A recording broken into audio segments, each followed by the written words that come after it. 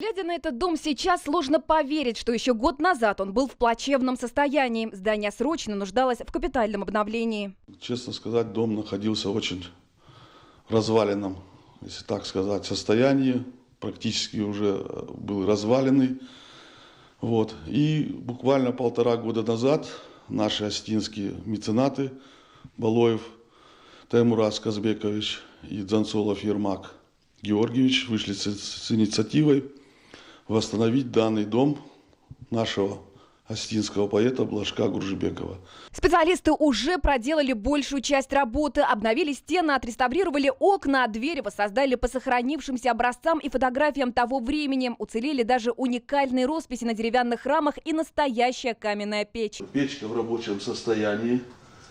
Да, зимой будет она топиться. Здесь, кстати, немного уж дров не нужно, чтобы обогреть это помещение. У дома 19 века богатая история. Наверное, поэтому особый акцент во время работ реставраторы сделали на первоначальном облике здания, чтобы в точности воссоздать и передать эпоху того времени. Ну, сейчас собираем, значит, мы всякие предметы быта, кровати того времени и посуда.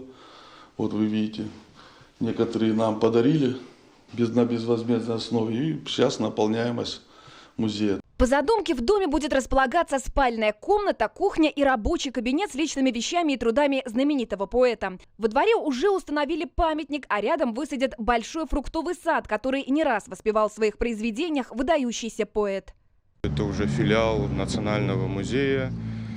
И для станицы, ну и в целом для района это очень важное событие, потому что в наших вот станицах Новостиновской, Черноярской очень много представителей военной интеллигенции. Именно в этом доме когда-то жил знаменитый поэт Блажка Гуржибеков. Здесь он сочинял стихи и общался с основоположником осетинской литературы Костахи Тагуровым. Сюда же с экскурсией в дальнейшем будут приезжать гости и жители республики. Будущий дом-музей планируют открыть уже в сентябре.